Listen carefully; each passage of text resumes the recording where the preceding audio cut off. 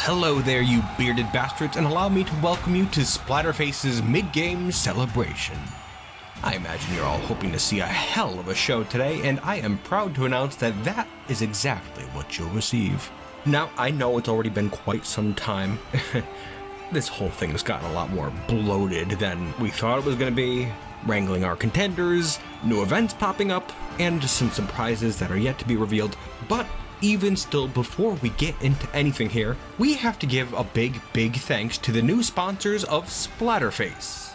That's right, we've been teasing it for quite some time now. Everyone please give a very warm round of applause to Silver Satyr Mustache Wax, presented by the Dapper Stash 4. Bum bum bum, Silver Satyr Mustache Wax is the way to go. Bum bum. Yes, Silver Satyr Mustache Wax. You know, I'm sure a lot of you are surprised that Silver Satyr, of all companies, would want to back us, given the rather crass way I spoke of Tom, the business owner, during the last tournament. But, well, you gotta know that most of that was just for show. Of course, I wouldn't mean anything against Tom. I mean, look at his mustache. Who could ever say anything negative about such an amazing satyr and product? Oh, and I imagine that more than a few of you are surprised to see that Tom survived that final clash that he bravely fought in, by the way, totally of his own accord. Yep. Well, as I've said in the past, we have a hell of a medical team here, and that damage didn't end up finishing that guy entirely. And now here he is, 1 year later, to bring us back from the brink of death. The world keeps on turning, don't it? Anywho, yes. Mid-game celebration. I hope you're excited because today we have a very unique and tantalizing bout planned with a group of warriors brought all the way in from the wondrous waters. A bout that we call the Bloodwater Brawl. A four-way free-for-all between four ferocious waterborne contenders who each desire glory and seek to return to their subaquatic home as champion. And so, without further ado, allow me to present, in no particular order, our fighters. First up, we have a creepy cavefish man, known only as the Pale One. Armed only with a copper spear and sparse armor. Can this fish squish his competition? Well, he'll sure have to hope so, won't he? It's gonna be quite a fight. Especially when we have contenders like Kanebo, the Merman.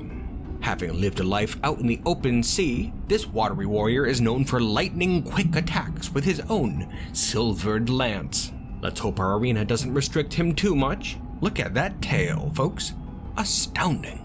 Coming up next, we have a fighter who I don't think is going to be very restricted in our tiny arena. Due to her rather small size, it is Yila, the Nautilus Woman. This small-shelled soldier of the sea comes with built-in defenses well complemented by a protective shield and a razor-sharp blade. I'm sure it's going to serve her well out there. She should hope so anyways, because last up, and by no means least, we have Sledge, the hammerhead shark. A bulky beast from the shallow sea who bears a mouth of daggers and an unruly disposition. But the question is, can its heft alone win out? If you ask me, I'd say this ferocious fish stands a pretty good chance at coming out on top, but who the hell knows?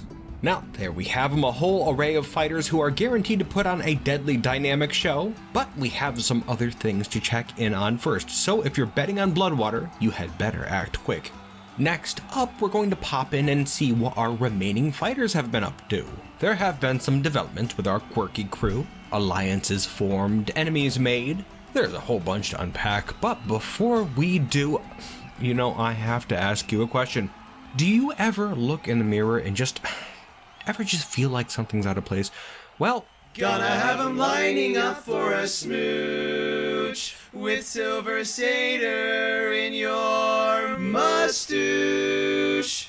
just a little reminder here to pick up a vial or 3 at the Silver Satyr kiosk right outside the arena gates. Sponsors, gotta love them, right? Especially when they just kind of interrupt you like that and force you to give a little shout out. Anyways, doesn't matter. Moving right on, our fighters. Let's head on over and see how they're doing, eh? Looking down near our blacksmith quarter, we can see that ever-stoic, statuesque fighter known as Relic. And yes, you will notice that Relic has been fixed right up by our smiths and is pretty much good as new. Dwarven skill at its finest right there. And you'll be happy to know that this creaking competitor has even regenerated its choking gas in the process. A process that, frankly, we do not understand. Kinda strange. Yes, a lot of mystery surrounds this soulless automaton, but there are a few interesting bits we've noticed since its first bout. Like, for one, it does not seem to like wearing its new iron helmet at all. Every time we get the damn thing put on, it takes it right off. I don't know what we're gonna do about that. We'll probably have to get it fastened on or something right before its next bout or something. And well, you know, another interesting bit about old Relic here is that, well, for one, it likes to spend a lot of its time just standing around. But from time to time, we've noticed it piling bits and pieces up for some strange reason. And just out of pure curiosity, we've put our smiths to work alongside Relic just to see what it's trying to do. And interestingly, it seems like Relic was attempting to make replicas of itself.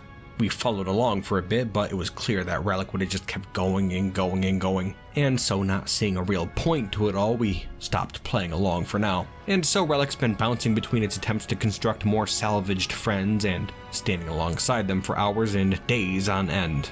Who could say how it feels about the coming bouts, or if it's even aware of them? One thing's for sure. After its bout against Goldmane, the audience seems to have lost confidence in Relic's abilities. But maybe this quiet construct will surprise us, eh? I, for one, don't think you're out of the fight quite yet, Iron Man. Having a look now outside the arena, we can see a peaceful pool where our favorite Swan Man, Song, has been spending a lot of his time since his opening bout. Coming out as one of the top contenders in a recent poll, Song really surprised us in his fight against Iceberg, the leopard seal woman. Having gotten a good look at the tip of the iceberg, and losing a hand and one of his blades early in the fight, Song had his work cut out for him. But the fight ended up being a wonderfully bloody display of skill by the end. Ever modest, the Swan has avoided the crowds for the most part, though scattered rumors have surfaced from those who have spoken with the reclusive swordsman. Word has it, the Swan has come to Splatterface on the part of his late wife. After a long life lived wing in wing, Song is now hoping to achieve a warrior's end here in our very arena. A sad tale indeed, and I seriously question your goals, Swan. Certainly one with your skills could yet live a long and prosperous life, and I suppose that may still come to pass, as I doubt you'll go down without a serious fight. In a bit of positive news, Song has found a friend, and perhaps a kindred spirit recently, namely our standing arena champion, the Battle Beetle. The two of them have spent much time walking about the tournament grounds, talking and enjoying the scenic vistas offered by the screaming peaks. For both of your sakes, I'm hoping you don't become too close of friends, because for all we know, you may well have to face each other in the arena before long.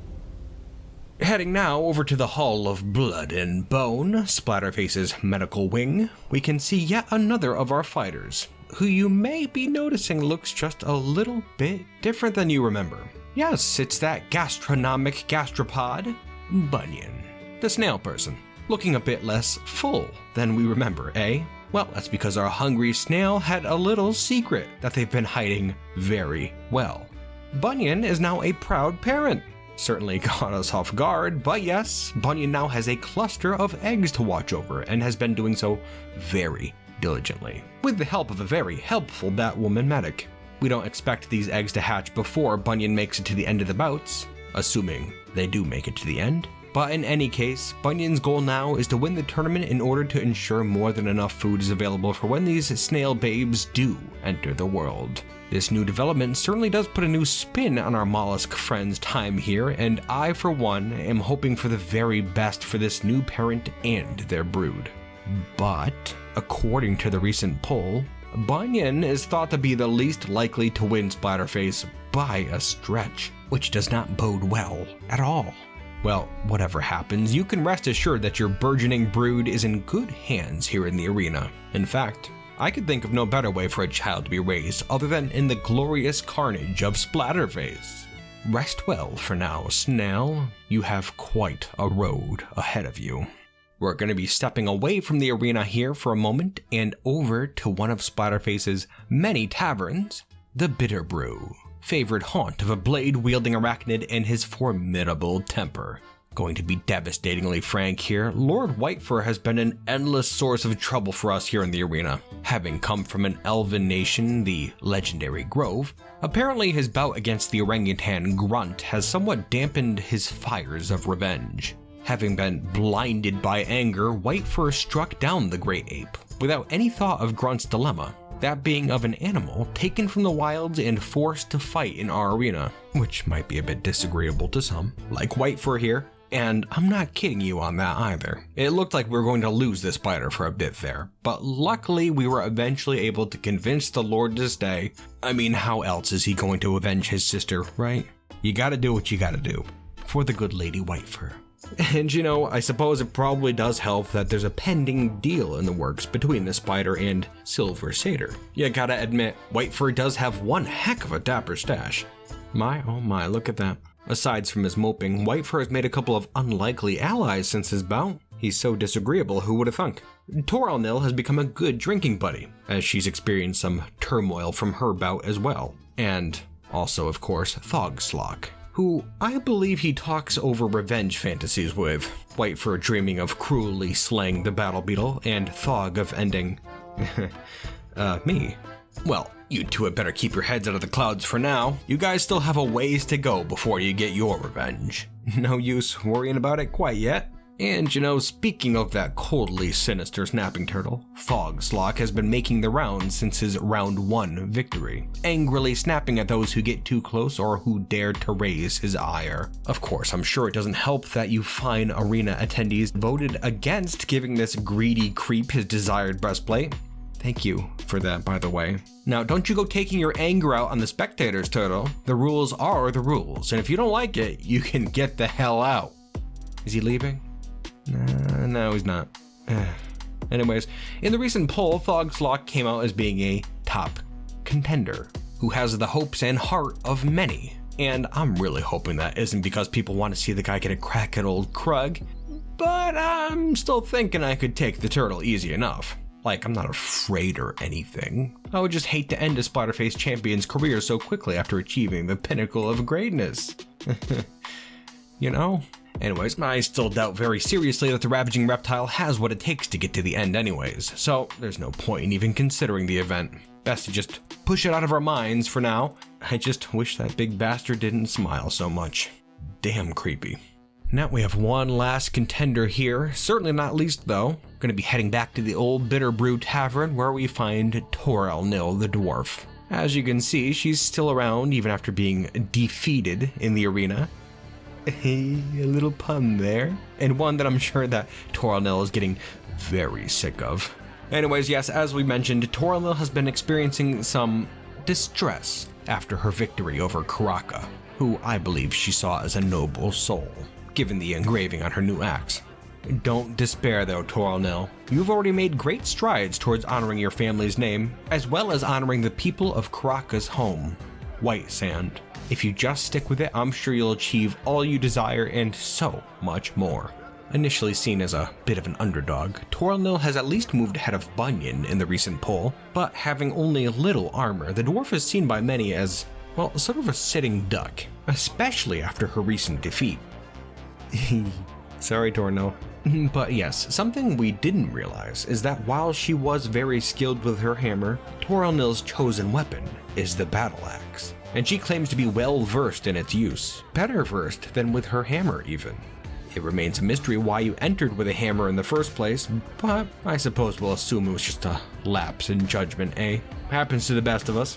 Good luck out there, dwarf, and remember, no matter what happens, you've already done some great work here. Now that's going to do it for this year's contenders, but I think we should also get up to date with some other faces as well. Splatterface is quickly developing quite a colorful cast, and we'd be sorely amiss not to check in on some of them, eh? But first, well, there's something I do feel the need to remind you all of. Remember, you'll be the coolest dwarf, swinging your axe. Can't go wrong with Silver Satyr mustache wax. Silver Satyr. You know, I've been using it myself, and I find it's giving me that oh-so goaty appeal that I didn't even know I needed. Gross. Remember to pick up a vial today. They're going quick, so don't delay. Back to the task at hand, we've got just a couple more people to check in with, so let's not keep them waiting. Let's start off with our favorite arena coordinator and famed walrus slayer, my lovely wife, Mrs. K. We haven't seen all that much of her this year, and unfortunately she won't be engaging in any arena antics this time around, but she just wants you all to know how much it means to have you here with us. None of these fights would be possible without you, or her for that matter, so let's give her a hand. She is just great, isn't she? Mrs. K, everyone. Next up, we're going to peek in on an up-and-coming medic slash animal trainer who we've seen a few times already. It's Shrieking Sounds, the Batwoman. Boy, has this bat had her wings full this year. So many woundings and maimings to attend to, and it's been double hard since the loss of her great friend, the great ape, Grunt. But that's life here in the arena, and Shrieking Sounds knows that fact well. It was a fact that played into her putting down her deadly spear and vowing to never battle again. She was a serious contender last year, and it's a shame we won't see her fight again, but maybe it's for the best. All around, really. It's worth it to have her here. Though there is another who almost saw the cruelty of the fight firsthand, a little fighter who is still hanging in there. Laidlore. Yes, he's been resting up well enough as his broken body is reassembled, and I think in time the kobold will be good as new. Though Foggslock really did do a number to little Laidlore. That being said, I don't think anybody could destroy this kobold's spirit. He still seems raring to go. Seems to be, anyways. Mostly because we can't understand much of what he says, and he does talk a lot. The kobold tongue is extremely hard to grasp. Well, you keep resting, you madman, and soon enough you'll be a ladle-swinging fool once more. Get well, you bastard. Moving on, and we're going to be finishing up our behind-the-scenes look now by having a peek at someone who we haven't seen much of yet this year, but as someone who will end up playing a big part in our tournament very soon. People of Splatterface, please give your kindest regards to our current champion, the beloved Battle Beetle. The guy's come a long way since days spent in the trash heaps of Dragonhop, and for him, it's been a year to remember, for sure. Before coming to our humble arena last year, the Beetle spent his days living a modest existence alongside his kin, just rummaging through the various heaps and trying to survive day to day. But upon coming here, the life of BB sped up considerably. At first, the Battle Beetles were thought of as joke entrants, due to their relatively small size, their lack of skill, and lack of equipment. But after their win in round 1, the crowd swiftly turned on the Beetles. Due to winning in stunning fashion, they were marked as cheats and reviled by many. So not something I'm sure was justified, especially after seeing 3 of them fall in the very next bout against Lady Whitefur, the jumping spider woman. She put up a serious fight, but eventually fell to the remaining 2 Beetles, who went on to fight in a spectacular 3-way final bout against Kulak the Man and Shrieking Sounds the Batwoman, both of which were defeated, and only one of the Beetles emerged, the singular Battle Beetle, who we have before us today. The Beetle is most notable for an act of noble clemency given to another contender, Shrieking Sounds, just as he was about to land the killing blow, which was an act that stole hearts and sealed the seat of our first champion.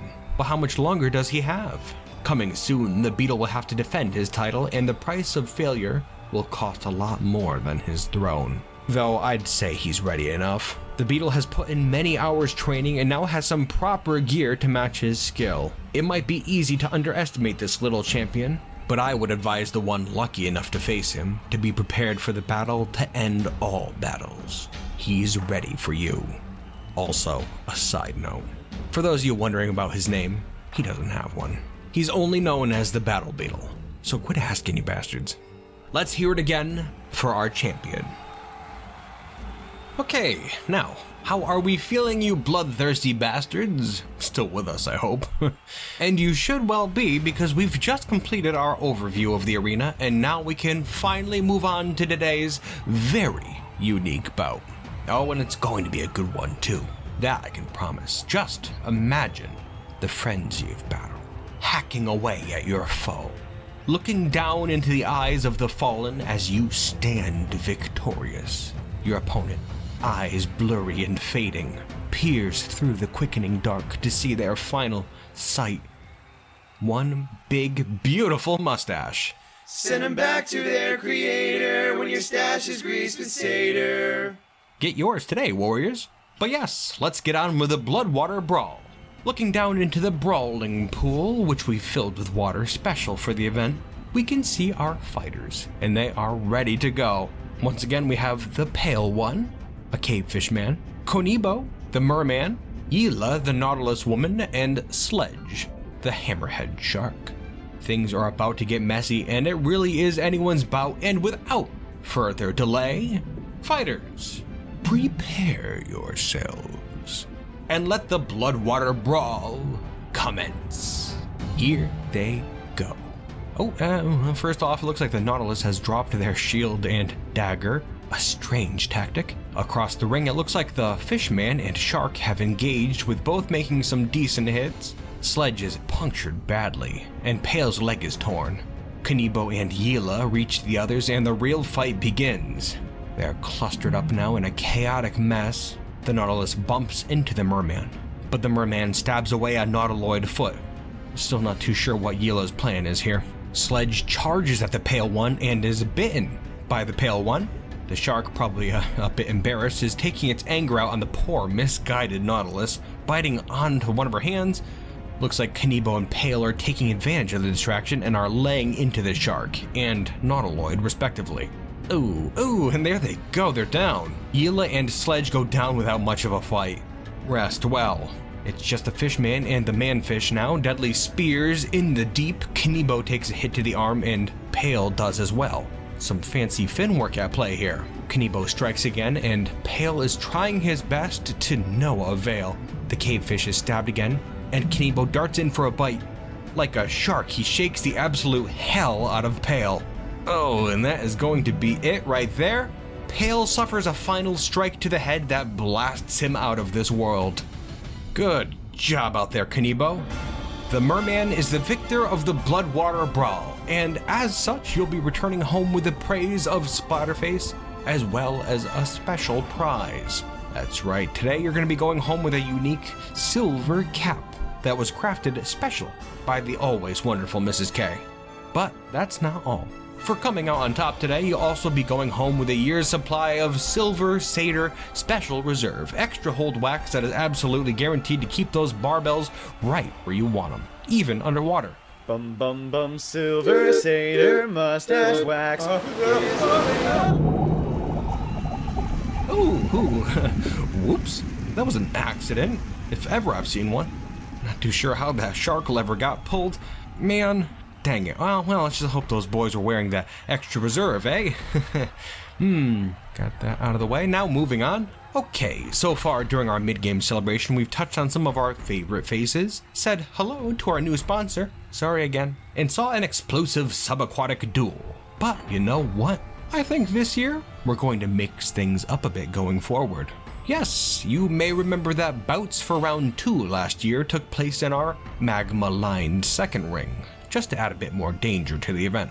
But this time we're going to try something a bit different. This year we have 3 different rings, and each of the coming 3 bouts will take place in a different one chosen at random right before the bout with no repeats, just so we get a chance to see all 3 in action. Up first we have the Forest Ring. We've carted in a load of dirt and grasses in order to give this setting a bit of a natural feel. We can expect fighters in here to have to search around a bit through the wood in order for combat to begin. Oh, and don't forget about those branches up above. Who can say if those will come into play? Something to keep in mind, for sure. Next, there's the Trench Ring, a series of precarious perches that will force our fighters to jump or fly across to engage their opponent. Just be careful though, fighters. The fall isn't far, but it still may very well be the end of you if you're not careful. And lastly, there's the Castle Ring, an arena split in half by a moat-lined mini-fort. Fighters will have to find their way carefully into the structure if they want to fight, and you know they will, though they had best be careful as a fall from the top may lead to a drowning end. Coming up in round 2, we'll see Relic, the Iron Man, versus Song, the Swan Man, Bunyan, the Snail Person, versus Lord Whitefur, the Jumping Spider-Man, and Foggslock, the snapping turtle, versus Torel Nil, the dwarf. We have 3 different rings, 3 very different fights, and you have every single reason to stay with us, you bearded bastards. I hope you're as excited as I am, because now is when the game gets serious.